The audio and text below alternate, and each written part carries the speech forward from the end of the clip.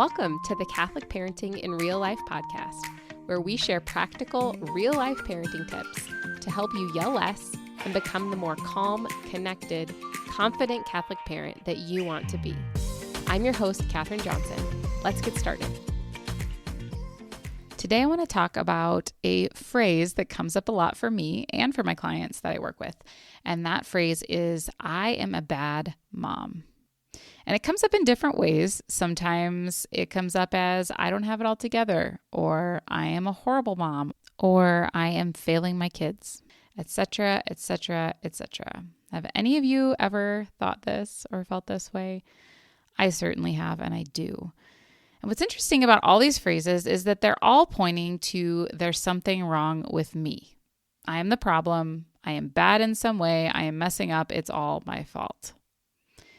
And maybe for you, this isn't just an internal voice that you hear this from. Anybody have kids that tell them something like, you're so mean, or you're the worst mom ever?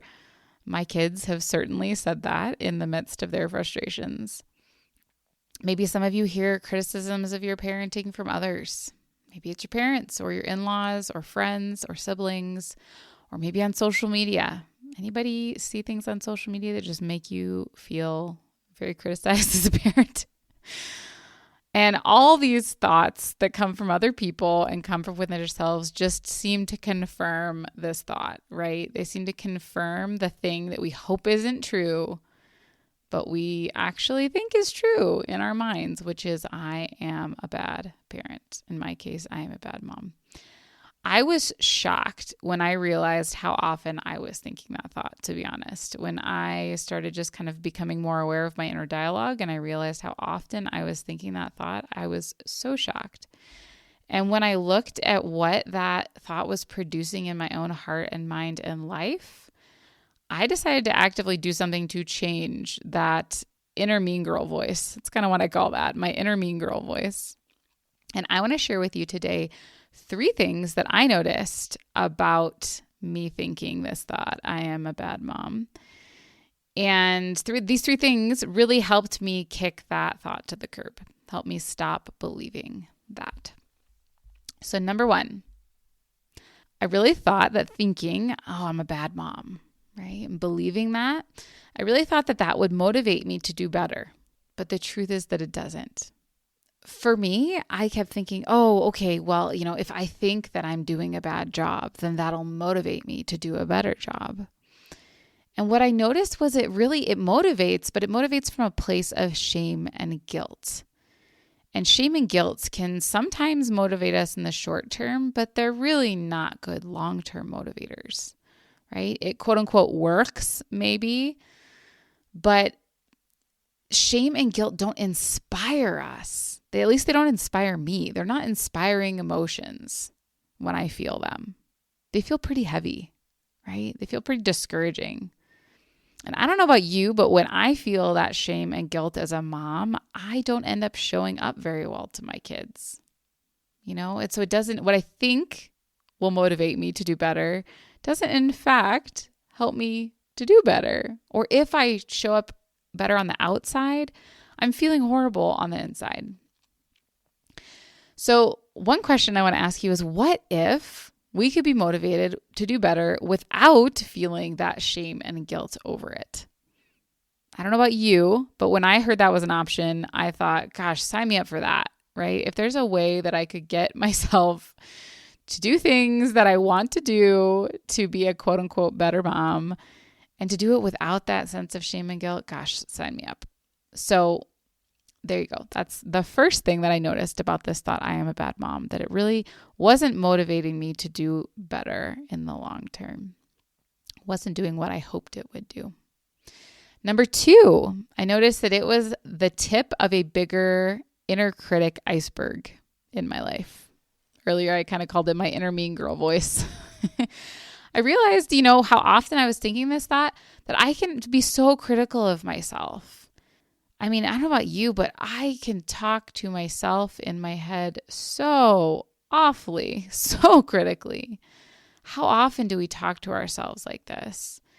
Are you constantly beating yourself up? Because goodness gracious, it's definitely temptation in my life. One of the things I realized when I started noticing this in my own life and how often this thought came up is I asked myself, Catherine, would you ever talk to one of your friends this way? Would you talk to one of your friends the way that you're talking to yourself right now? Or do you give them more grace and compassion that you give yourself? Or what if, I asked myself, what if someone walked around all day talking to you the way that you talk to yourself? Would you feel excited to change by those person's words? Or would you just feel downright beaten down? And I also don't think that God just sits up there in heaven berating us for our mistakes. I used to believe in a God like that, to be fully honest. But oh, my friends, then I asked God to help me see the truth of who he is. And I don't think that that's what he does. I don't think he sits up there berating us for our mistakes. We sit down here berating ourselves for our mistakes. And what I realized in that process was that I realized that I can feel convicted to do better without feeling condemned to do better. God can convict me to do better without condemning me to do better. It makes me think of the story in the Bible of the woman caught in adultery from John 8. And starting at verse 10, it says, Then Jesus straightened up and asked her, Woman, where are your accusers? Has no one condemned you? No one, Lord, she answered. Then neither do I condemn you, Jesus declared. Now go and sin no more.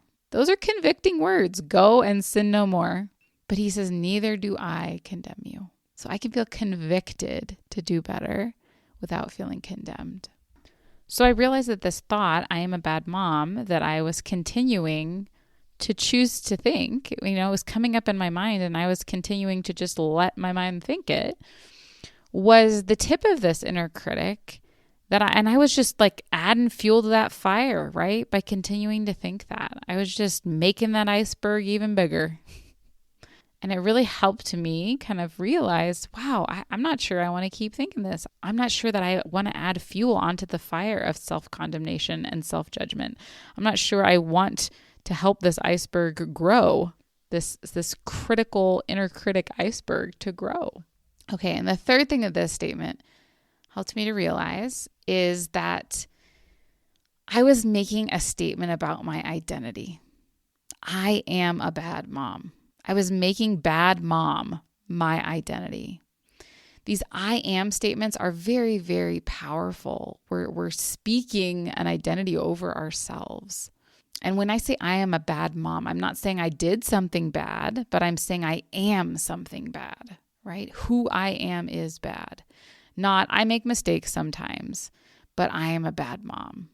See the difference? I don't know if that sounds a little different to you out there, but I make mistakes sometimes versus I am a bad mom.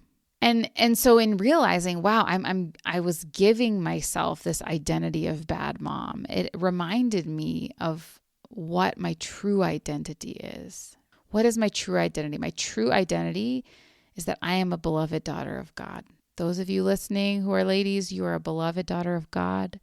Any gentlemen out there, you are a beloved son of God. In 1 Corinthians chapter 6, verse 20, it says, you were bought at a great price. I am a beloved daughter of God who is loved so much that the God of the universe came down, became man, and died a horrific death so that I could be with him in heaven. I am a beloved daughter of God who was purchased at a great price. And sometimes it's easy to think, oh yeah, but Jesus died for everyone, right?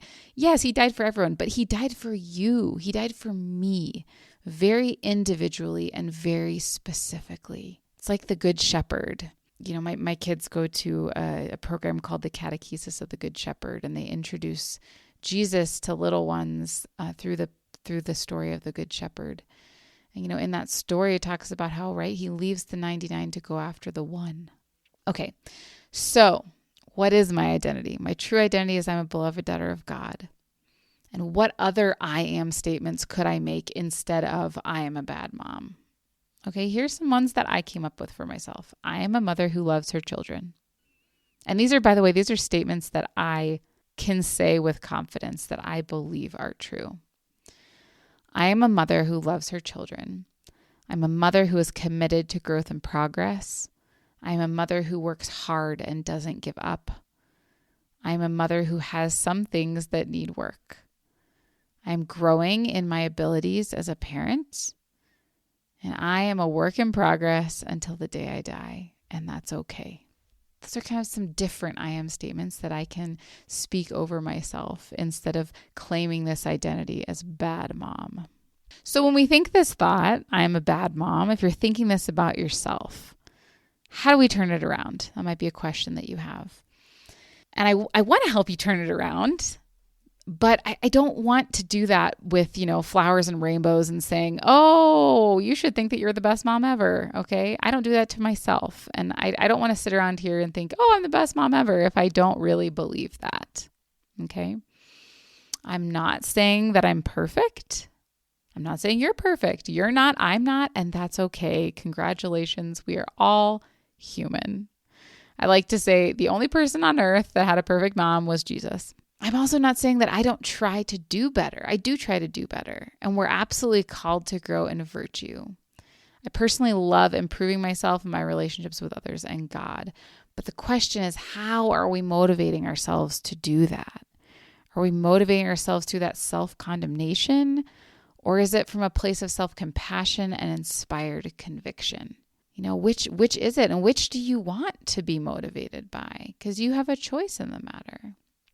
So if you find yourself sitting there thinking this thought a lot, I'm a bad mom, I'm a bad mom, I'm a bad mom. Here's some just other ideas I want to offer you as a potential reframe and see if any of these kind of feel good to you. You're a good mom having a hard time. This is something I heard from Dr. Becky Kennedy, for any of you that know who she is. She says this a lot about kids, right? You don't have a bad kid. You have a good kid having a hard time. So I say this to myself, Catherine, you're just a good mom having a hard time. I will think to myself sometimes, I am in the process of believing that I'm a good mom, if that's something I'm struggling with. Or I will say to myself, I am a good mom sometimes. Sometimes I'll tell myself, Catherine, you're doing the best you can with what you know and what you have. So instead of thinking I'm a bad mom, those are just some ideas that you can think of. And I want to end today with kind of a challenge for the next week. What I want you to ask yourself is, how can you be more aware of your inner voice this week and how you speak to yourself? And if you find yourself speaking to yourself from that place of self-condemnation and severe criticism, how could you shift from that voice of self-condemnation to a voice of self-compassion this week? Just think on those two questions. And here's another little suggestion if you're struggling with a way to figure out how to kind of shift to that voice of self-compassion. I mentioned earlier some different I am statements that I came up with about myself. And I challenge you to think of 5 life-giving I am statements. If you need to sit with that in prayer, ask the Lord, Lord, help me come up with these I am statements. Who do you say that I am? It's really powerful to just sit there and ask the Lord that. Lord, who do you say that I am? And so just spend a little time coming up with those 5 I am statements for yourself, so that if you're ever tempted to think I'm a bad mom and go down all that self-condemnation, go down that route of motivating yourself from that shame and that guilt and that criticism, think about how you could choose to think a different I am statement about yourself in that moment. Until next time, I'm praying for you. Thanks for listening. If you liked this episode, please leave a review and share it with a friend. And remember, you are a good parent. Jesus sees you, loves you, and is right beside you in every high and low moment. And you don't have to navigate this parenting thing alone. Reach out to me anytime at Catherine@cjjcoaching.com. See you next time.